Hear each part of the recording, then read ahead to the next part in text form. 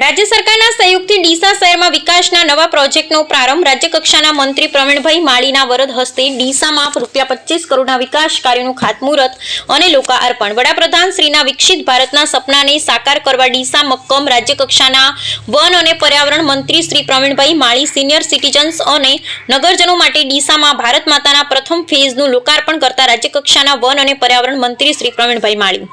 રામજીભાઈ રાયકોર। ડીસા નગરપાલિકા દ્વારા 25 કરોડના ખર્ચે લોકાર્પણ અને ખાતમુહૂર્ત કરવામાં આવ્યું। એમાં ખાસ કરીને આજે આપણે ભારત માતા પાર્ક એટલે ભારત સરકારની જે અમૃત હેઠળ યોજના છે તેની અંદર જે શહેરોની અંદર ગાર્ડન બનાવવાના થતા હોય છે એમાં આજે ભારત માતા પાર્કનું લોકાર્પણ, એની સાથે સાથે સફાઈ ઉપર ભાર આપવામાં આવ્યો છે।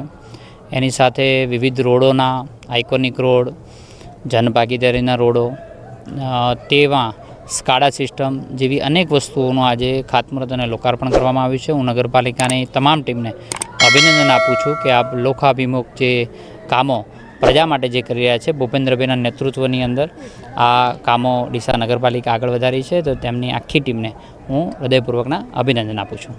સર, ડીસાની અંદર સ્માર્ટ ટોયલેટ બન્યું છે, એ ઉત્તર ગુજરાતનું પ્રથમ સ્માર્ટ ટોયલેટ છે, એ વિશે શું કહેશો? ડીસા નગરપાલિકાએ છેલ્લા ઘણા સમયથી સફાઈ ઉપર બહુ ભાર આપ્યો છે અને જે રીતે પ્રજા સ્માર્ટ છે એવી રીતે સ્માર્ટ ટોયલેટ પણ હોવા જોઈએ, સ્માર્ટ રોડ પણ હોવા જોઈએ, ગાર્ડન પણ સ્માર્ટ હોવા જોઈએ, એ પ્રકારેનું આયોજન કરી રહી છે।